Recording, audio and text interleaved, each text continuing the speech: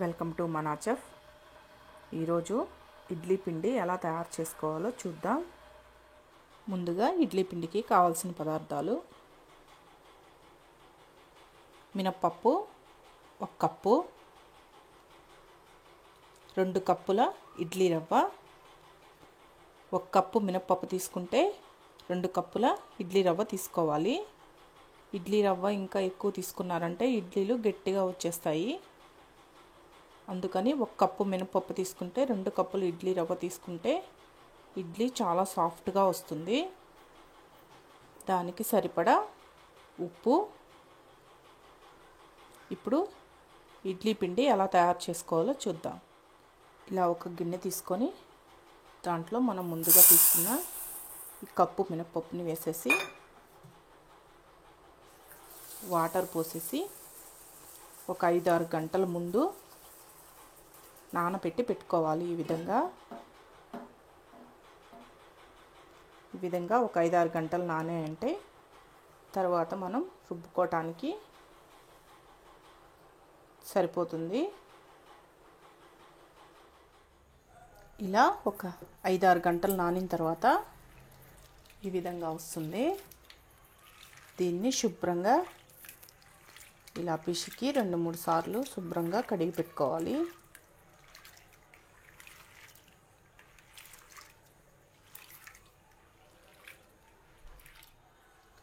ఈ విధంగా 2-3 సార్లు శుభ్రంగా కడుక్కున్న తర్వాత ఒక మిక్సీ జార్ తీసుకొని ఈ పప్పుని దాంట్లో వేసుకోవాలి. మీరు గ్రైండర్ ఉంటే గ్రైండర్లో కూడా వేసుకోవచ్చు.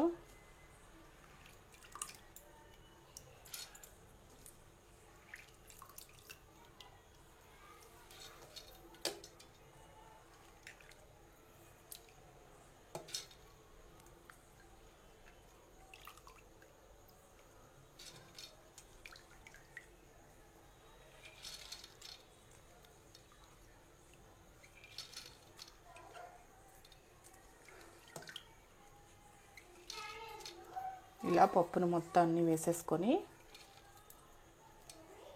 కొంచెం కొంచెం వాటర్ పోసుకుంటూ, మరీ ఎక్కువ వాటర్ పోసుకోకూడదు. పప్పు మొత్తాన్ని మిక్సీ పట్టుకోవాలి. చూసారు కదా, దీన్ని ఇప్పుడు మనం మిక్సీ పడదాం. ఇలా ఈ విధంగా మిక్సీ పట్టిన తర్వాత పిండి ఈ విధంగా మెత్తగా పట్టుకోవాలి. మెత్తగా పట్టుకున్నాం కదా, ఈలోపు ఒక 1/2 అవర్ ముందు ఇడ్లీ రవ్వని శుభ్రంగా 2-3 సార్లు కడుక్కొని ఇలా నీళ్ళల్లో వేసి నానబెట్టి పెట్టుకోవాలి.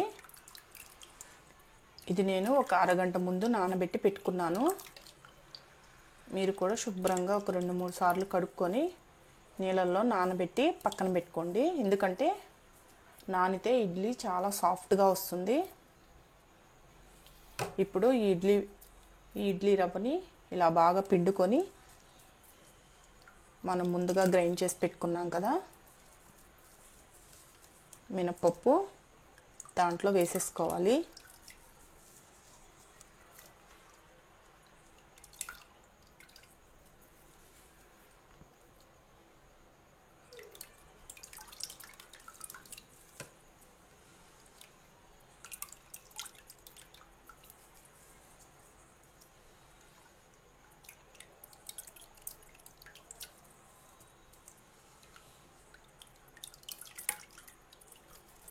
మీరు ఈ ఇడ్లీ రవ్వ శుభ్రంగా కడుక్కున్నారంటే ఇడ్లీలు కూడా బాగా తెల్లగా వస్తాయి.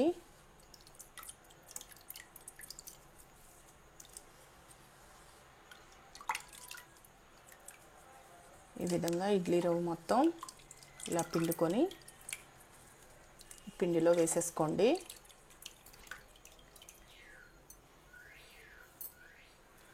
ఈ విధంగా ఇడ్లీ రవ్వ మొత్తం ఈ పిండిలో వేసుకున్న తర్వాత కింద నుంచి పైకి ఈ పిండి ఇడ్లీ రవ్వ బాగా కలిసిపోయేటట్టు తిప్పండి. అంటే బాగా కలుపుకోవాలి.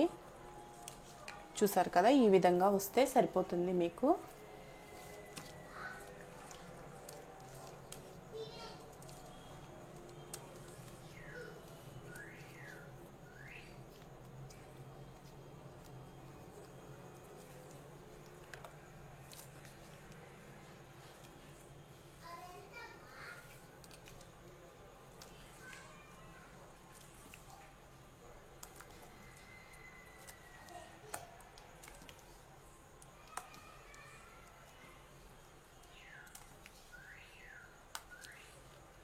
చూసారు కదా, పిండి ఈ విధంగా రావాలి.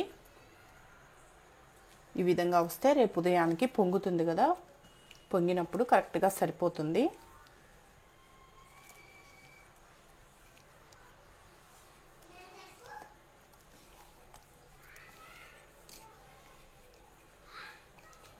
బాగా కలుపుకోండి. ఈ విధంగా కలుపుకొని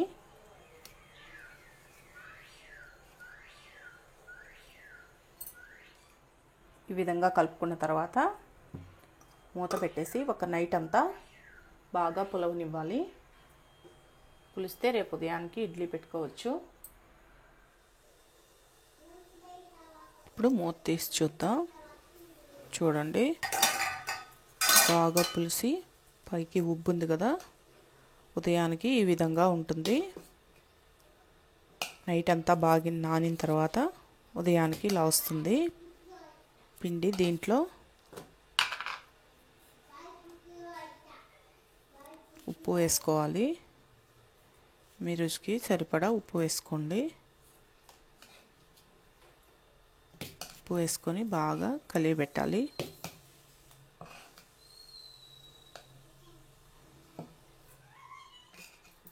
ఇలా కలుపుకున్నాం కదా, దీనిని ఇడ్లీ గిన్నెలు తీసుకొని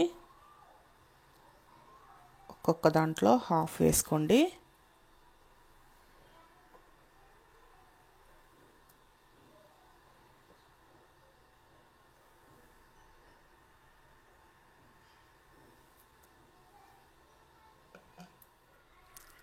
ఈ విధంగా ఈ ఇడ్లీ ప్లేట్లలో ఈ పిండిని నింపుకున్న తర్వాత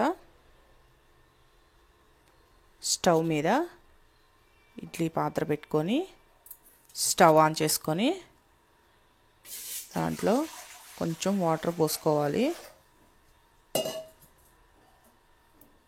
కొంచెం వాటర్ పోసుకొని ఇడ్లీ ప్లేట్లని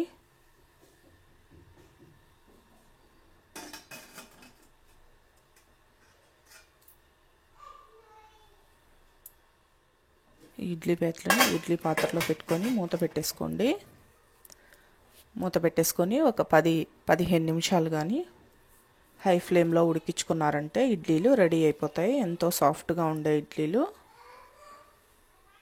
చూసారు కదా, ఒక 10 నిమిషాల తర్వాత ఈ ప్లేట్లను తీసి బయట పెట్టుకొని ఈ ఇడ్లీలను తీసుకోవాలి. చూసారు కదా, ఈ విధంగా తీసి పక్కన పెట్టుకోండి.